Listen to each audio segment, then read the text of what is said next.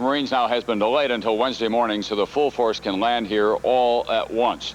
Tonight, President Bush's special envoy was emphasizing this is a humanitarian mission and not a military mission. Nonetheless, tomorrow, Robert Oakley will be meeting with the various warlords of this country, and he'll be spelling out to them in great detail just how much firepower will be coming ashore on Wednesday. Operation Restore Hope just can't start soon enough. These are the Somalians who need immediate help from the Americans. Rural families from the famine areas who went to Baidawa, a city in the interior, only to be caught in a shootout among rival gangs. The hospital in Baidawa was jammed with casualties, most of them innocent bystanders. Doctors from the International Medical Corps are also at risk, but they're staying on the job. If we don't take care of them, nobody will. And it's kind of hard to leave when that's the situation. You know what I mean? Yeah. Baidawa is barely hanging on. But in Mogadishu, there are high hopes for the Marine landing. I don't know why they didn't. Today's flyover by U.S. warplanes was the only visible military activity, and the local warlords were getting the message. They say their soldiers, they call them technicals, will cooperate and put down their weapons. If you don't disarm this, you will never get a peace in this country. While the streets of Mogadishu took on the air of a holiday, with a good deal less shooting, the work of the relief agencies continued. Save the Children runs this feeding center, where malnourished children are brought by their mothers, some from as far away as 200 miles. The children are weighed, measured, and if their condition is severe, they're sent to this room for special feedings. Most of these mothers and children have come to the city from the countryside, and by the time the youngsters get to this room, they're in danger of dying, and about 10% of them do.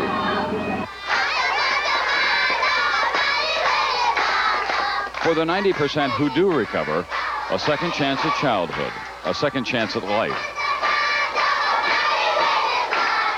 But what kind of life? That's why I think the Americans should make a long-term commitment. We don't want them to come, make the things in order and then go back. We want them to be here to give these people an opportunity of getting more back into their feet.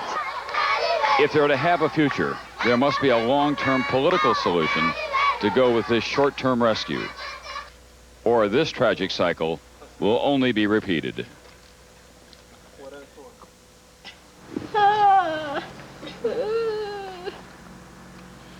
If a child is severely malnourished, it takes 3 to 6 months to get them back to normal.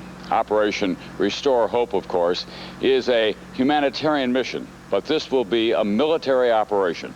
And tonight at the Pentagon, NBC's Fred Francis has details on the objectives and the rules of engagement. Fred? Tom, the countdown to Mogadishu has been surprisingly calm. Flight schedules, logistics, and warnings to warlords of what to expect. The humanitarian mission of the Marines off the Somali coast is a historic one, and so too will be the landing. It will be broadcast live, probably during prime time. At dawn Wednesday, that's Tuesday night Eastern Time, 900 Marines, a battalion landing team, will lift to key locations. The airport 3 miles south of the city, the seaport on the edge of the city, and a waterfront area 1 mile between the two.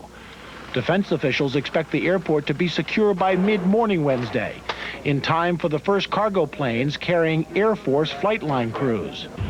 By midday Tuesday, Marines from Camp Pendleton will begin the long flight to Mogadishu, expecting to land Wednesday afternoon Mogadishu time, while Americans begin morning rush hour.